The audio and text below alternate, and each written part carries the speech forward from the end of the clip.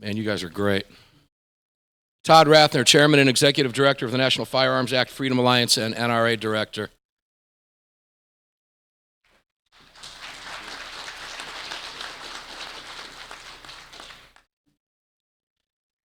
Thank you. I'm Todd Rathner. I'm the founder of the NFA Freedom Alliance and the chairman of the NFA Freedom Alliance, which I founded in 2014 to assure that there continues to be a focus, or that there actually is a focus, on NFA-related issues.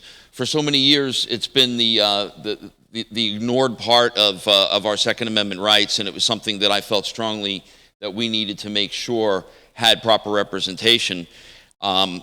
Before I begin talking about some of the issues that I've been working on, I want to thank Alan Gottlieb and Julianne. I don't see them; they were here earlier, but there's Alan in the back. I want to thank them. This event is so important for people to come to and to hear from all these different groups and all these different opinions. And as Doug Ritter said to me the other day, it's the one place where we can set aside some of our differences for a weekend and have a good time together and have a drink and talk about the issues that are important for the upcoming battles, and then we can go back to arguing with each other next week. So I want to welcome you all to my adopted home state of Arizona.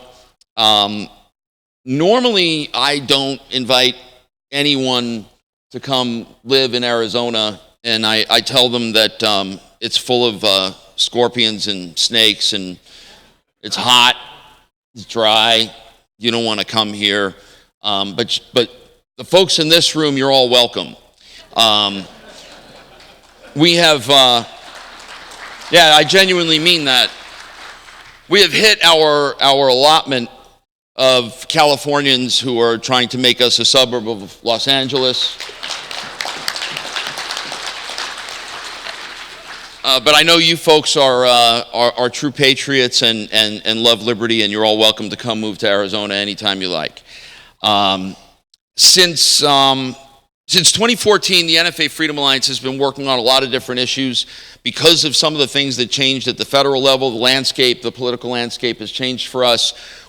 We've had a primary focus on state level stuff because it was completely ignored. What people don't understand is that almost every single state has had NFA related laws on the books. And if you read the law, if you read the law carefully in Texas, before we got to work there, if you read the law carefully in Texas, a person could be arrested for possessing NFA items in the state of Texas. People actually were arrested. A friend of mine was actually arrested, and we talked about it. It took him $15,000 or $18,000 in 12 months to get his NFA items back, and that was because the way the Texas law was set up, you essentially had a defense to prosecution if you were arrested for possession of one of these items. And what a defense to prosecution actually means is you get to go up in front of the judge and argue that, yes, I should be allowed to own this stuff, or yes, I do legally own it. But that means generally you've got to go get a lawyer, you've got to spend time, you've got to spend money, you've got to spend effort. And that was one of the premier things that we fixed.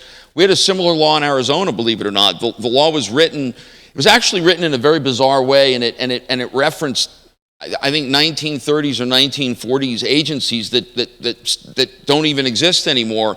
So we changed that here in Arizona a number of years ago, with the help of some of our friends in this room from AZCDL and other organizations. We've worked in Oklahoma to make hunting with suppressors, silencers, whatever you want to call them. Sometimes I say suppressors because they're not silent, but the law calls them silencers, so I call them silencers. It just depends on my mood and who I'm in the room with. A lot depends on you. That's true. A lot depends on my mood and who I'm in the room with. So, speaking of silencers, I just think that, well, after the Virginia Beach shooting where supposedly the killer used a silencer, and I say supposedly because I haven't seen any proof of that. I haven't seen any documentation of it. I haven't seen even a photograph of it. I could be wrong. It may be out there. Maybe someone in this room can tell me where I can see it. I haven't seen it. But after the Virginia Beach shooting, there have been proposals popping up all over the country The President of the United States came out and said something less than wise, that he doesn't like silencers or doesn't like suppressors. I'm not sure how he said it. I think we may have gotten him straightened out on that, I hope, at least for the next 24 to 48 hours, and we'll see what he says next. But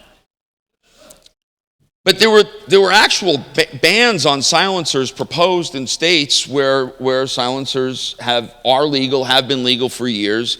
And the absurdity that they want to ban what is essentially a piece of safety equipment, it's just nuts. I mean, these people are absolutely nuts. They're off their rockers.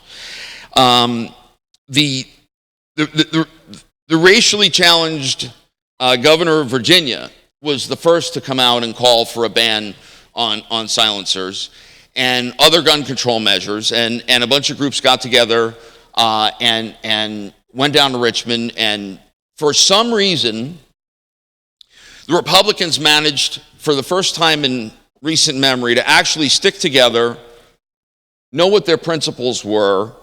They convened for something like 8 hours or 10 hours.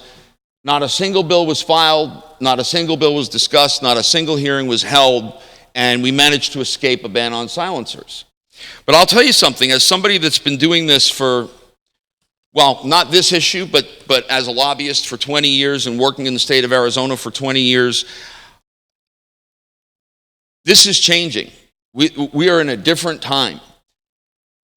We are going to see, I can almost guarantee that we're going to see a call for bans on silencers across the country in various states. We may even see it in states where we think we're safe.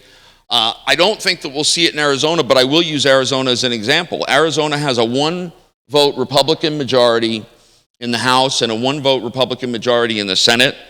And the one thing that I've learned is that, as a lobbyist for a very, very long time, is the letter after the legislator's name is absolutely worthless. It doesn't mean anything. Republican doesn't mean anything. Democrat doesn't mean anything. It's what is going to help me get reelected. And if they think that banning an accessory or banning a safety product, as I like to call it, is going to help them get reelected, then that's what they're going to do. And they'll run the proposal whether we like it or not. And we're going to have to fight that stuff. And that's what I spend my time doing. I fly around the country and I fight stuff like this. And for the first time, I think, in a long time on some of this NFA stuff, we've been on offense. And I think that for the first time in a long time, we're going to be on defense on this particular issue. And I need your help with that.